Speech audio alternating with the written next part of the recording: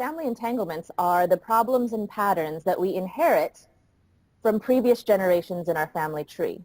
So when somebody else struggled around money, when somebody else struggled around career or business, when someone else struggled around relationship or health or even happiness, we can get entangled with that patterning, and then we end up struggling in that same area of life. And like I said, as the entanglement goes down the generations, the expression can vary, but the topic stays the same. So for example, That feels really heavy. Like that feels does it? like, yeah, it feels really like all of a sudden all of everything that has happened to my parents and grandparents. I mean, my grandfather on my mother's side went through the Holocaust. You know what I mean? Like, Right. and then so now it's like I heard some stories growing up, and that was enough of an imprint to like make Yeah. see the world differently as a child, which I hope I'm trying, hopefully I've gotten out of a lot of that as I've grown. But what you're saying is it's not even at the conscious level.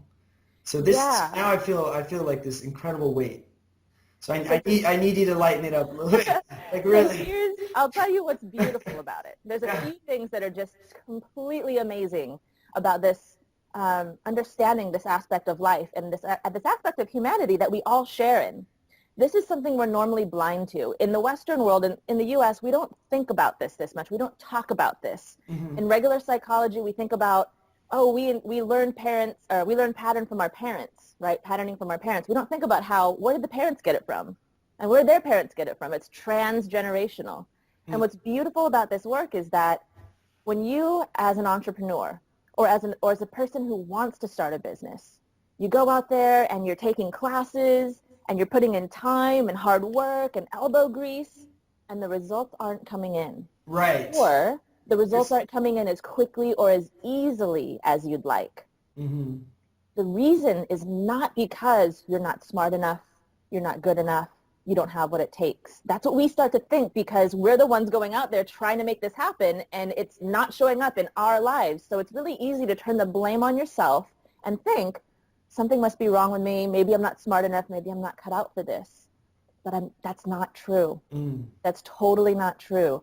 We inherit patterns from our family tree that can begin to make more of that growth or that moving forward challenging. And it's not about how smart you are. It's not about if you're meant for this or cut out for this or good enough. Indeed, what I've learned is that you are. I mean, I want to throw a caveat in there, right? Because I think Yeah. there's also the question of intentions. You know what I mean? Like, what are your intentions? If your intentions are just to become an entrepreneur to make money, that's not going to work, right? There has to be something real there. Deeper, exactly. Yeah. So I think that's right. That's a caveat to this whole thing. Well, indeed, I would say that that's a side topic. That is to say, if somebody's going in entrepreneurship just for money and they have no passion, no purpose, no value that they're trying to bring to the world, then you're probably going to fall flat because your intention is in the wrong place, right?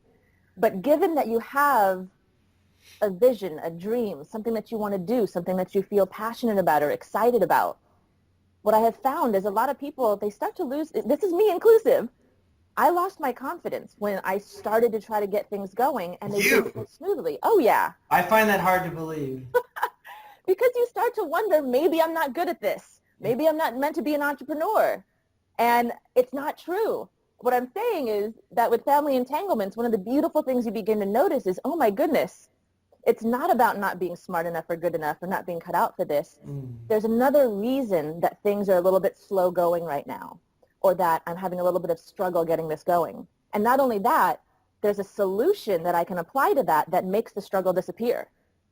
And it's not about having to spend an extra 24 hours a week, 38 hours a week on top of what you're already doing to work harder, right? Because sometimes people think, oh, to get this going, maybe I just need to work harder, more time, more hard work, more elbow grease.